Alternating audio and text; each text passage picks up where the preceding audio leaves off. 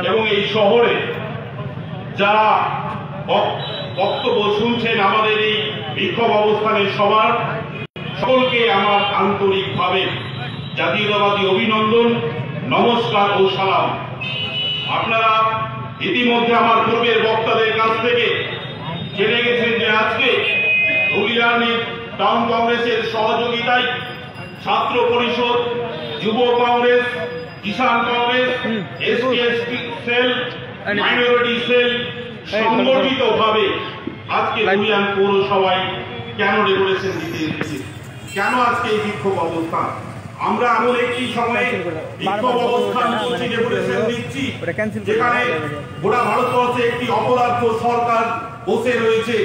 যে অপদার্থ সরকার 6.5 বছরের মধ্যে ভারতবর্ষের ভ্রাতৃত্ববোধ যেমন নষ্ট করে করার প্রক্রিয়া চালিয়ে যাচ্ছে, যেমন ধর্মের হানাহানি খেলার চেষ্টা চালিয়ে যাচ্ছে, আর একদিকে ভারতবর্ষের যে সম্পত্তি, সেই সম্পত্তিগুলো তার সুটমুট করা বন্ধুদের কাছে বিক্রি করতে ব্যস্ত। এরকম একটি অবস্থার মধ্যে ভারতবর্ষে আজকে লক্ষ লক্ষ কৃষক আজকে দিল্লিতে বসে ধর্নায় 35 জনের প্রাণ চলে গেল কৃষকদের আন্দোলন করতে এসে কৃষকদের। এরকম একটি পরিস্থিতিতে আজকে আমরা বাঙালি হিসাবে পশ্চিম বাংলায় 2021-এর এপ্রিল মে মাসে বিধানসভা নির্বাচনের সম্মুখীন হতে যাচ্ছি। আজকে এই বাংলায় যে 10 বছরের শাসন ব্যবস্থা মাননীয় মমতা বন্দ্যোপাধ্যায়ের, এক কথায় বলা যেতে পারে আজকে এখানে বাংলায় শুধু সিন্ডিকেট রাজ, মাফিয়া রাজ, তোলাবাজির রাজ, এই রাজগুলো আজকে গোটা বাংলায় চলছে। আর বাংলার মাননীয়া এবং তৃণমূল পার্টি বড় বড় কথা বলছেন, এবং বাংলার রাজনীতিতে আজকে আমরা দেখছি যে তোলাবাজগুলো এক জায়গায় ছিল, আজকে তোলাবাজগুলো 2 ভাগে ভাগ হয়েছে।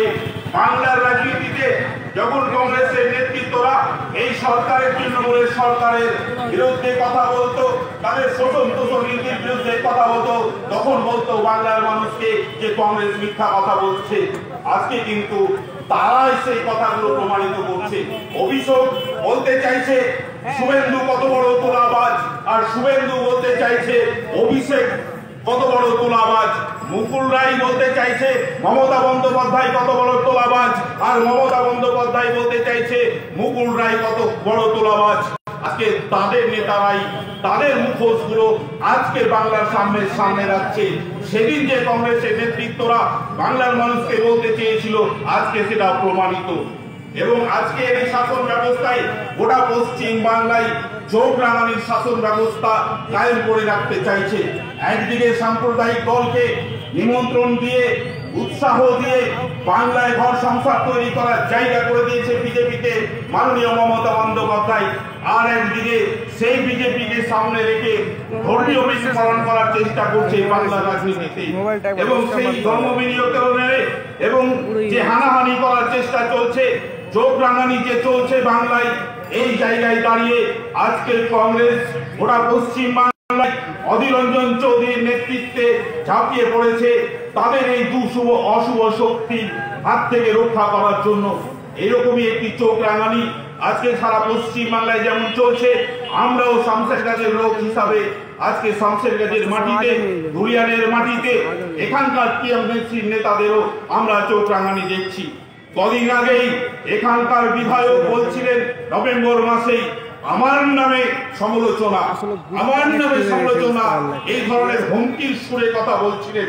যে নেতা সমালোচনা করছে ওই নেতার বাবা রিক্সা চালক, এবং উনি এই ভাষায় বললেন।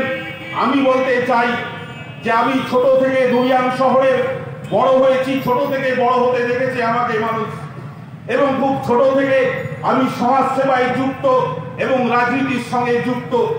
95 সাল থেকে আজ পর্যন্ত দীর্ঘ 25 বছর ধরে মানুষ তিলে তিলে দেখতে পেয়েছে আমার পরিবার আমরা কিভাবে বড় হয়, কিভাবে জীবনযাপন করি। এই জায়গাটায় আমি বলতে চাই, হতে পারে বিধায়ক সাহেবের কাছে যে রিক্সা চালকের কোনো মূল্য নেই, কিন্তু আমি রিক্সা চালকের ছেলে হিসাবে আমি গর্ববোধ করি যে আমি এমন একটি বাবার সন্তান, যে বাবা রক্ত জল করে আমাদের ভাই বোনদের মানুষ করিয়েছে। আমরা প্রত্যেকটা ভাই বোন বিএ বিকম এমএ কমপ্লিট করেছি, উচ্চ শিক্ষায় শিক্ষিত করেছে। আমি গর্ববোধ করি যে আমি রিক্সা চালকের ছেলে, আমি সেই পরিবার থেকে উঠে এসেছি। উনি বলতে চেয়েছেন যে শ্যাম্পু মাখার পয়সা কোথা থেকে আসে, শ্যাম্পুটাকে মাখে কোথা থেকে আসে, অনলাইনে কি করে টাকা আসে। আমি সেই বিধায়ককে বলতে চাই, আমার যদি অনলাইনে টাকা এসে থাকে অপদার্থ আপনার সরকার, কারণ আপনার সরকার, তাহলে তদন্ত করুক যে আমার অনলাইনে কোথা থেকে টাকা আসছে। আর থাকলো শ্যাম্পু মাখার টাকা, আজকে দীর্ঘ 25 বছর ধরে বিরোধী রাজনীতিতে আমি আছি। যদি শ্যাম্পু মাখার টাকার প্রয়োজন হতো তাহলে বিগত সময়ে হয়তো বামফ্রন্ট সরকার বা সিপিএম করতাম। আর আজকে 10 বছর ধরে টিএমসি সরকার আছে, হয়তো টিএমসি করতাম। আমার শ্যাম্পু মাখার টাকার আপনাকে খোঁজ নিতে হবে না। এবং আমি রাজনীতি করতে গিয়ে যে কাউন্সিলর গুলো জয়ী করিয়েছিলাম, শুধু কন্ট্রাক্টারই করলে আমি অনেক কিছু করতে পারতাম।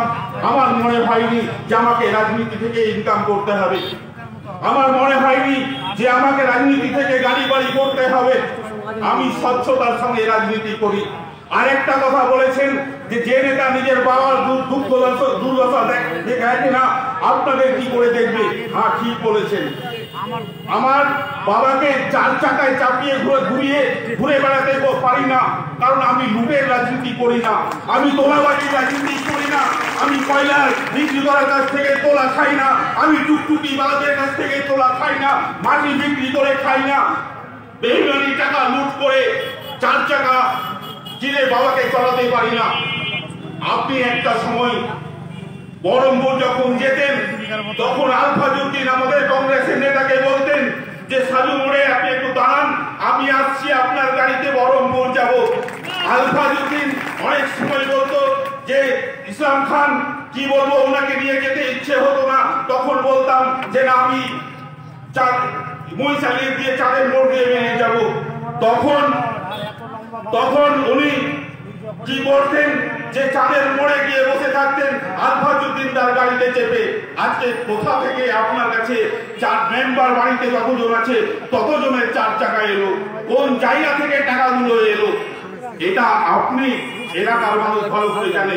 আমি আপনার বাবার সম্পর্কে, আপনার পরিবার সম্পর্কে আমি বলতে চাবো না, ব্যক্তিগত কথা বলতে আমি সেই শিক্ষায় শিক্ষিত নয়।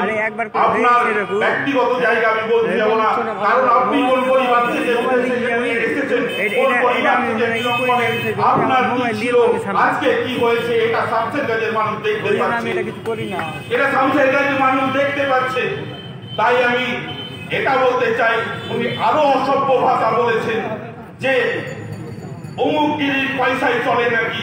তো আমি এটা জানতাম যে আপনি যেমন একটা কয়লা বিক্রি করার কাছে তোলা খান, টোটো টুকটুকি বাড়ির কাছে তোলা খান, মাটি মাফিয়ার কাছে তোলা খান, সমস্ত সন্ত্রাসবাদীর কাছে যেমন আপনি তোলা খান, আবার গঙ্গার ধারে ব্যবসা সেখানকার থেকেও তোলার ভাগ পান নাকি।